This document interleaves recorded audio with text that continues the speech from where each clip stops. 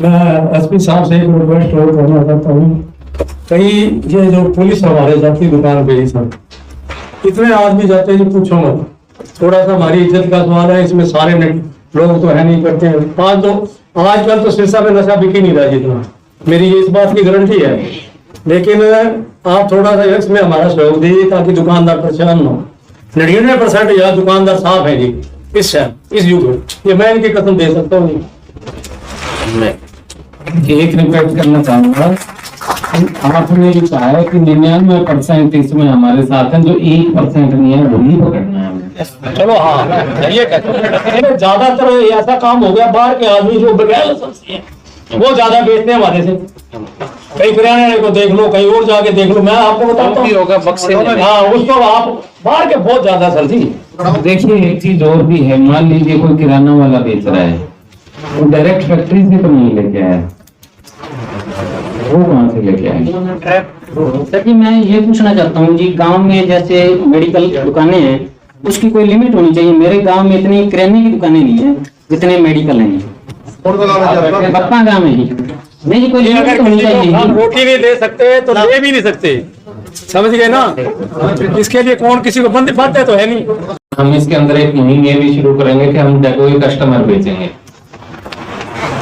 और डेकोई कस्टमर में यदि किसी ने इस प्रकार से अवैध रूप से दवाई किसी को बेची, फिर हम उसके खिलाफ कार्रवाई करेंगे। क्या आप मेरे साथ हैं इस बात में? आप खड़े करके आपको आश्वस्त करें कि केमिस्ट शॉप हमारे साथ रहेंगे, पुलिस की इस मुहिम में जोड़ेंगे और हम इस सिरसा को नशा मुक्त में आपका सहयोग देंगे। Thank you very much. एक तो बगैर प्रिस्क्रिप्शन के किसी को भी, जो ये मोस्ट जो आपकी 2-3 आपकी दवाइयां हैं जो कि काफी ज्यादा मिसयूज हो रही हैं, जिसमें अभी पीछे हमने कोटू गांव में एक मुकदमा भी दर्ज किया है ड्रग ओवरडोज का, टेपेंटाडोल और प्रेगाबलिन। ये 2 अलग अलग दवाई हैं जिसका कि यहाँ पे रैम्पेंट यूज हुआ है। और वो दवाई देखिए सीधा फैक्ट्री से बन के तो यूजर के पास आ नहीं रही, जो अब्यूज कर रहा है, कहीं ना कहीं तो कोई ना कोई केमिस्ट तो दे रहा है उनको। तो जब वो आती है उनके पास, उनको पता नहीं कि इस दवाई का करना क्या है, चूंकि उन्हें लत लगी होती है। और जब लत लगी है तो वो जो दवाई खानी है उसको खाने की बजाय एक सीमित मात्रा में आफ्टर डॉक्टर प्रिस्क्रिप्शन खानी होती है। अगर किसी को डॉक्टर चाहे कि इसको देनी है, तब अगर उसको कोई इंजेक्ट करेगा तो उससे उसका तो गंभीर दुष्परिणाम होगा ही।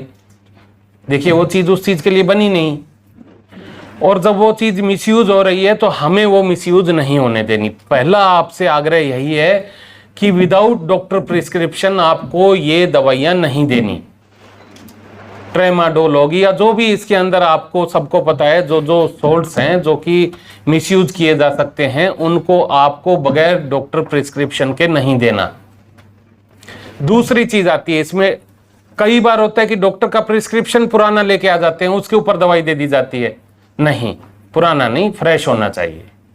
अब आज से कोई 2 महीने पुराना प्रिस्क्रिप्शन लेके आ रहा है तो आपको सजग हो जाना चाहिए कि आपको नहीं देनी उस पर दवाई।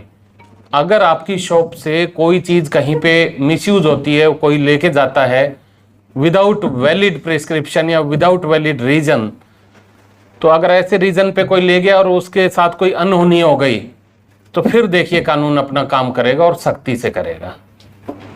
ऐसी हालत में यदि किसी व्यक्ति की मृत्यु हो जाती है या उसको शरीर को गंभीर चोट पहुंचती है, ऐसे अनऑथोराइज्ड यूज ऑफ मेडिसिन जो कि आपके यहाँ से गई, तो फिर आपकी रिस्पॉन्सिबिलिटी फिक्स की जाएगी और इसके अंदर फिर हम culpable homicide not amounting to murder की आपके धाराएं लगाएंगे। ये मैं बड़ा स्पष्ट हूं, क्योंकि पूरे सभी के बच्चे एक समान होते हैं, किसी के बच्चे अलग नहीं होते।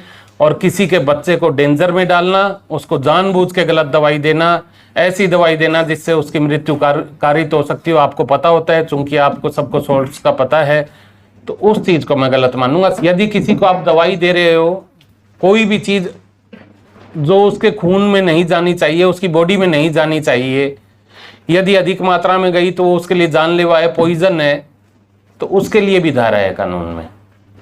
लेकिन कहीं पर भी अवैध कुछ ना बिके, ये आपको सबको यहाँ से शपथ लेके जानी पड़ेगी। कोई ऐसे भाई हैं जो मेरे से इस चीज में ताल्लुक ना रखते हो? यदि हैं, किसी को शक है तो हाथ उठा दीजिए।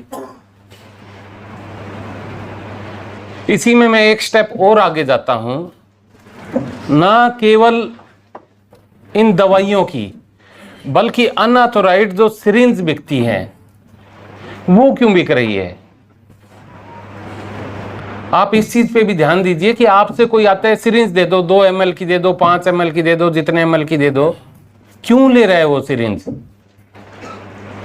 उससे आपको, देखिए, मुझे नहीं लगता कि किसी को कोई इसमें कोई किसी को अनऑथोराइज्ड सिरिंज देने से कोई किसी किस्म का भी उसको कोई फायदा होता होगा।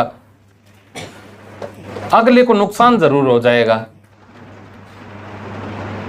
जहां पर देश के हित में हो, समाज के हित में हो, तो फिर हमें ऐसा कार्य करना चाहिए जो सबके भले में हो। इसलिए कहीं भी सभी शॉप ओनर एक ये भी प्रण लें कि हम किसी को अनऑथोराइज्ड विदाउट प्रिस्क्रिप्शन आप सिरिंज नहीं देंगे। आज सिरसा जिले के केमिस्ट एसोसिएशन और उनके पदाधिकारी एवं मेंबरों के साथ मीटिंग की गई, जिसके अंदर की हमने ग्रामीण क्षेत्र से भी उनके सदस्यों को बुलवाया था। साथ में हमारे सीएमओ साहब भी थे। ड्रग कंट्रोल के लिए जो हमारे यहाँ पर इंस्पेक्टर साहब पोस्टेड किए गए हैं वो भी थे, और हमारे प्रधान हैं जो जिला के ड्रग केमिस्ट एसोसिएशन के, वो भी यहाँ पर मौजूद थे। आज काफी लंबा विचार विमर्श किया गया है और कुछ हिदायतें दी गई है केमिस्ट एसोसिएशन के सभी पदाधिकारियों और मेंबर्स को। उनसे रिक्वेस्ट भी की गई है। हिदायतों में ये है कि वो बगैर किसी प्रिस्क्रिप्शन के या पुरानी प्रिस्क्रिप्शन पे किसी को भी जो हमारी ऐसी दवाएं हैं जो कि मेडिकल इंटॉक्सिकेंट के रूप में यूज की जाती हैं या जो मिसयूज के प्रोन हैं वो ना दें। इसके अंदर स्ट्रिक्ट चेक रखें। दूसरा, अपने वहाँ पर जो आपके इनके कैमरे हैं, कैमरे दुरुस्त रखें, उनमें कम से कम 1 महीने की फुटेज होनी चाहिए। तीसरा, जब सामने जो व्यक्ति इनके पास कई बार सिरिंज लेने आता है तो वो सिरिंज को खुले तौर पे ना बेचें, विदाउट प्रिस्क्रिप्शन ना दें।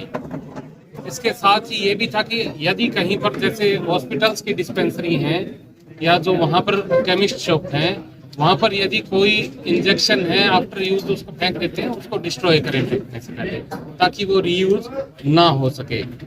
इसके अंदर हमने ये भी सुनिश्चित करने को कहा है कि यदि कोई व्यक्ति बाहर से आता है और वो दिखता है कि ड्रग एडिक्ट है तो तुरंत अपने इलाके के एसएचओ साहब को बताएं, और वहाँ पर जो आपके ड्रग इंस्पेक्टर साहब हैं उनका भी सभी को नंबर पता है, व्हाट्सएप ग्रुप भी है, उनसे इस बारे में गाइडेंस लें।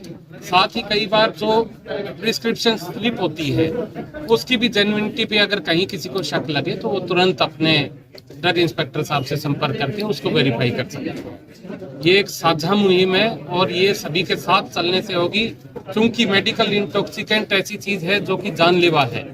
जो चीज इंजेक्शन के लिए नहीं बनाई गई या सीमित मात्रा के लिए बनाई गई और उसको ज्यादा मात्रा में लेंगे तो वो फिर जान लेगी।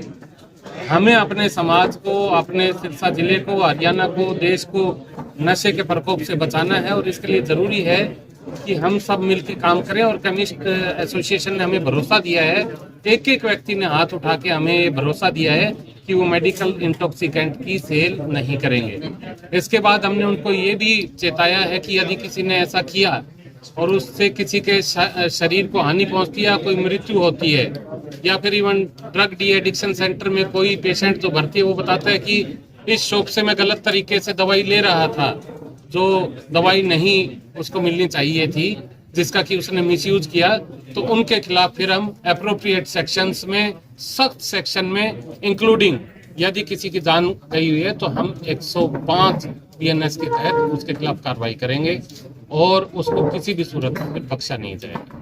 सर, प्रशासन लगातार नशे की रोकथाम को लेकर के सतर्क है, पर नशा जो है खुलेआम बिक रहा है। पूरा साफ साफ देखा जा सकता है कि जो ओवरडोज से मौतें हो रही हैं, युवा खासतौर पर किस पेट में आ रहे हैं। इसके लिए देखिए अवेयरनेस भी जरूरी है, साथ में एनफोर्समेंट के साथ इसमें 3 प्रोंग स्ट्रेटजी है।